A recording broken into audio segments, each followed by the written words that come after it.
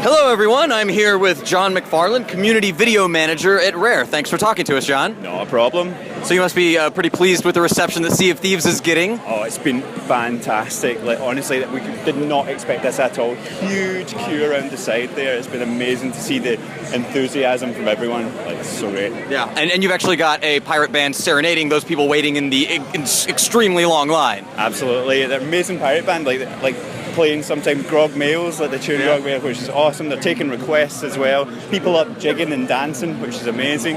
Well, a bit of coercion, but they're up jigging and dancing either way. Yeah. So you're instrumental in the video efforts that have been coming out of Rare, especially recently, going back to Rare Replay. How did you first get involved in the studio? Well, I was brought into the studio for Sea of Thieves at the very beginning. Come on now, Adam. You can't take him anywhere. No, he's always either in the background or the foreground or something. So I was brought on for Sea of Thieves in the very beginning. We planned to do a kind of making of series of the whole development, but we decided, we wanted to focus more around the fans and the people, and that's kind of instrumental. There's a Sea of Thieves trailer playing right up above us right now, but I love this trailer here. Oh, I love that we got to see the mermaids. Here, the music is amazing.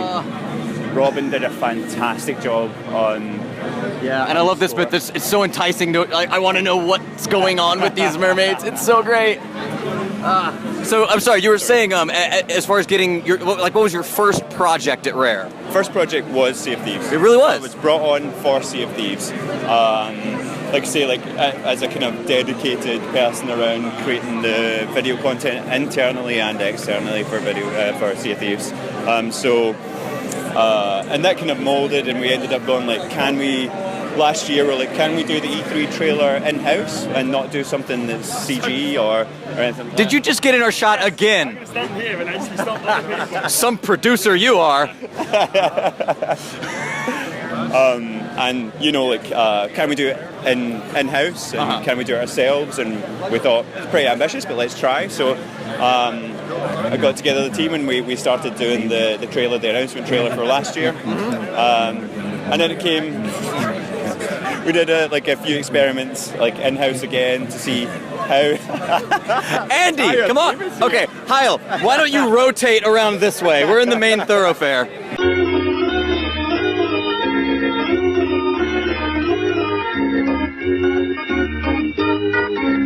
So we initially thought last year, can we do the E3 trailer for 2015? 2015 in-house. Yeah. And so we thought it was rather ambitious, but let's try. So last year there was a lot of sore thumbs trying to do those exact movements around in-game because we wanted to make sure that was in-engine, and probably not lie to anyone about what the game looks like or moving forward. And that was one of the most impressive things about it, even at such an early state.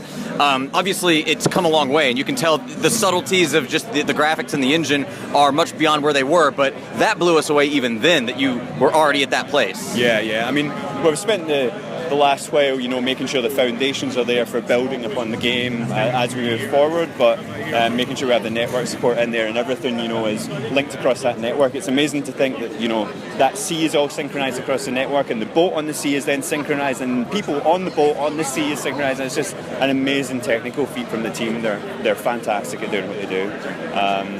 And then this year, we kind of spent the time thinking, what is the best way to demonstrate Sea of Thieves? And we really wanted to make sure we put the fans and the players at the heart of whatever we do. We realised this is a game about the people. We didn't want to just show a trailer that was about how the game looks. It should be about how the game feels. And I think you really get that when you come and play the game. Once you've played the game, the picture-in-picture trailer, the gameplay trailer that we get just seems to make sense. Oh, I haven't seen that one. Yeah, so it was amazing getting you guys across. And I think not only probably for you guys enjoying yourselves, but for the team as well, just to see how Sea of Thieves was being received, because no one had touched it up to that point. You were the first people in the world to actually come and play it. So it was great to see your guys' reaction go oh wait, people are really enjoying this. When you're working on something for so long, you think you start to kind of get jaded against and go like, is this good? Like, and it kind of cemented into a thing that we're going in the right direction and that we're making the right moves. And listening to people here, they're having the same reactions that we all did on the video. So it's obviously it extends beyond like the obsessive fandom of Rare. Exactly, and like it's great to see people even just standing at the side here watching other people play and seeing their reactions and saying just like, I really want to come play this because it looks so much fun. And like, the idea was again getting that through in the trailer originally. It's like I want to see like what people are like when they play the game and the fun they're having in it, because there's not a PlayStation goes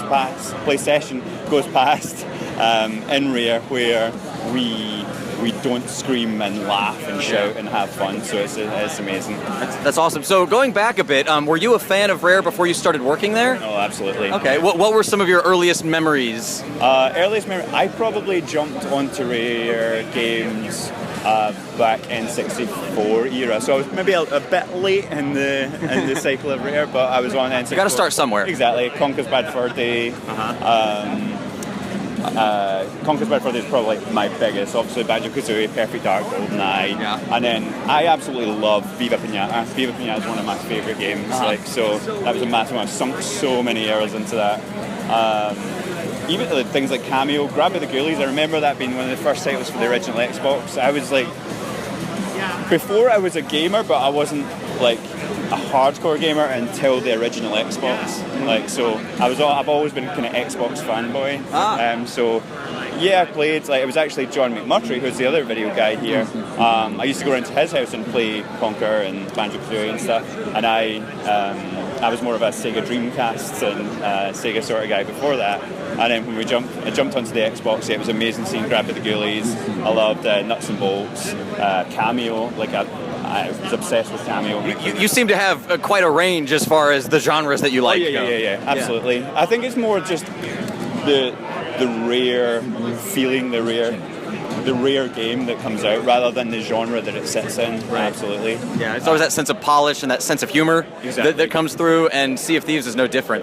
We were really kind of nervous when we first played it. We didn't know how close it would be to like a dry pirate simulator, and we were hoping it had that Rare spark, and it looked like it did from the trailer, but that definitely played through. Yeah, absolutely. With Greg Mills at the helm, like how could it not? Like he's an absolute genius when it comes to game design, and with Mike Chapman is fantastic, and Andy and Shelley, it's all those guys, like it's their baby. And like, you know, it's seeing their unique approaches to it. It's like they just get it, like they get it, and they're seeing ahead of the curve as well. I think that's one of the things that I love about Rare, is that they always jump ahead of the curve. In fact, most of the times they're innovating in places that a lot of people try to follow, and it's like hopefully Sea of Thieves can be another game in that kind of. It's hard to put in a genre yet, but hopefully other people kind of follow on and try and create things in that genre. A lot of people compare things to like The Division or DayZ, but it doesn't fall quite into any of those, and it's that open world shared adventure. Yeah, definitely its own thing. So I know you're very busy here. You've got a huge line. Before I let you get back on your side of the microphone, I've been asking everyone, what is your favorite pirate exclamation? Something to yell out either when you're going down or when you're fielding victory. At the moment, and this isn't really a pirate exclamation, but I say it all the time when I'm playing the game. Okay. It's just like, nom nom nom nom nom nom nom. Can we do one together? Yeah. All right. Ready? Nom nom nom nom nom nom nom nom nom nom nom. Nom nom nom nom nom nom. Amir's gonna love that. Awesome. All right, cheers. Appreciate it. Thank you. Yeah, I'll let you get back. Awesome. Thanks.